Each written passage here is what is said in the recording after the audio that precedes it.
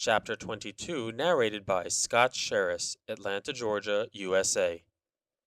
The Scarecrow of Oz by L. Frank Baum. Chapter 22, The Waterfall. Glinda's castle was a long way from the mountains, but the Scarecrow began the journey cheerfully, since time was of no great importance in the land of Oz, and he had recently made the trip and knew the way. It never mattered much to Button Bright where he was or what he was doing.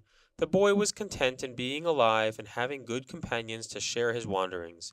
As for Trot and Cap'n Bill, they now found themselves so comfortable and free from danger in this fine fairyland, and they were so awed and amazed by the adventures they were encountering, that the journey to Glinda's castle was more like a pleasure trip than a hardship, so many wonderful things were there to see. Button Bright had been in Oz before, but never in this part of it, so the Scarecrow was the only one who knew the paths and could lead them. They had eaten a hearty breakfast, which they found already prepared for them and awaiting them on the table when they arose from their refreshing sleep, so they left the magic house in a contented mood and with hearts lighter and more happy than they had known for many a day. As they marched along through the fields, the sun shone brightly and the breeze was laden with delicious fragrance, for it carried with it the breath of millions of wildflowers. At noon, when they stopped to rest by the bank of a pretty river, Trot said with a long-drawn breath that was much like a sigh, "I wish we'd brought with us some of the food that was left from our breakfast, for I'm getting hungry again." Scarcely had she spoken when a table rose up before them, as if from the ground itself, and it was loaded with fruits and nuts and cakes and many other good things to eat. The little girl's eyes opened wide at this display of magic, and Cap'n Bill was not sure that the things were actually there and fit to eat until he had taken them in his hand and tasted them.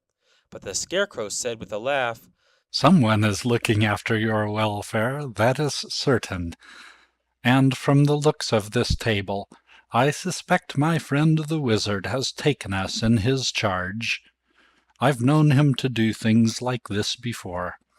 And if we are in the Wizard's care, you need not worry about your future." "Who's worrying?" inquired Button Bright, already at the table and busily eating. The Scarecrow looked around the place while the others were feasting, and finding many things unfamiliar to him, he shook his head and remarked, "I must have taken the wrong path back in that last valley, for on my way to Jinxland I remember that I passed around the foot of this river, where there was a great waterfall." "Did the river make a bend after the waterfall?" asked Cap'n Bill. "No, the river disappeared. Only a pool of whirling water showed what had become of the river. But I suppose it is underground somewhere and will come to the surface again in another part of the country." "Well," suggested Trot as she finished her luncheon. "as there's no way to cross this river, I suppose we'll have to find that waterfall and go around it." "Exactly," replied the Scarecrow. So they soon renewed their journey, following the river for a long time until the roar of the waterfall sounded in their ears. By and by they came to the waterfall itself, a sheet of silver dropping far, far down into a tiny lake which seemed to have no outlet. From the top of the fall where they stood, the banks gradually sloped away, so that the descent by land was quite easy, while the river could do nothing but glide over an edge of rock and tumble straight down to the depths below. "You see," said the Scarecrow, leaning over the brink, "this is called by our Oz people the Great Waterfall, because it is certainly the highest one in all the land. But I think— Help!" He had lost his balance and pitched head foremost into the river. They saw a flash of straw and blue clothes, and the painted face looking upward in surprise. The next moment the Scarecrow was swept over the waterfall and plunged into the basin below. The accident had happened so suddenly that for a moment they were all too horrified to speak or move.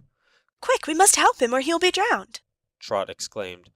Even while speaking, she began to descend the bank to the pool below, and Cap'n Bill followed as swiftly as his wooden leg would let him. Button Bright came more slowly, calling to the girl, "He can't drown, Trot. He's a scarecrow." But she wasn't sure a Scarecrow couldn't drown, and never relaxed her speed until she stood on the edge of the pool, with the spray dashing in her face. Cap'n Bill, puffing and panting, had just voice enough to ask as he reached her side, "See him, Trot?" "Not a speck of him. Oh, Captain, what do you suppose has become of him? I suppose," replied the sailor, "that he's in that water, more or less far down, and I'm afraid it'll make his straw pretty soggy. But as for his being drowned, I agree with Button Bright that it can't be done." There was small comfort in this assurance, and Trot stood for some time searching with her eyes the bubbling water in the hope that the Scarecrow would finally come to the surface. Presently she heard Button Bright calling, Come here, Trot. and looking around she saw that the boy had crept over the wet rocks to the edge of the waterfall and seemed to be peering behind it. Making her way toward him, she asked, What do you see? A cave. he answered. Let's go in. Perhaps we'll find the Scarecrow there. She was a little doubtful of that, but the cave interested her, and so did it Cap'n Bill. There was just space enough at the edge of the sheet of water for them to crowd in behind it, but after that dangerous entrance they found room enough to walk upright, and after a time they came to an opening in the wall of rock. Approaching this opening, they gazed within it and found a series of steps, cut so that they might easily descend into the cavern. Trot turned to look inquiringly at her companions. The falling water made such din and roaring that her voice could not be heard. Cap'n Bill nodded his head, but before he could enter the cave, Button Bright was before him, clambering down the steps without a particle of fear, so the others followed the boy. The first steps were wet with spray and slippery, but the remainder were quite dry. A rosy light seemed to come from the interior of the cave, and this lighted their way.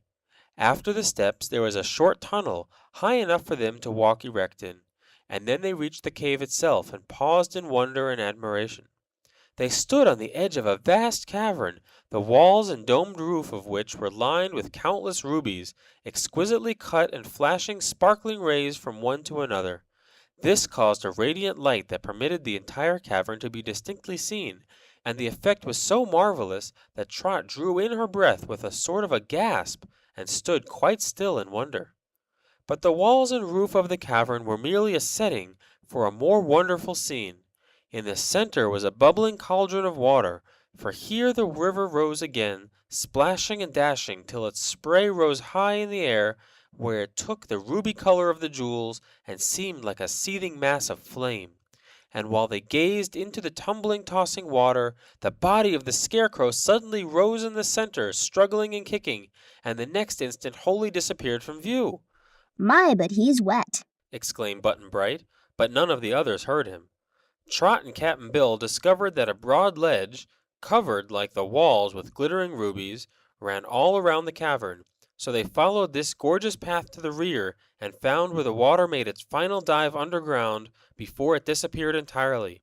Where it plunged into this dim abyss the river was black and dreary looking, and they stood gazing in awe until just beside them the body of the Scarecrow again popped up from the water. End of chapter 22.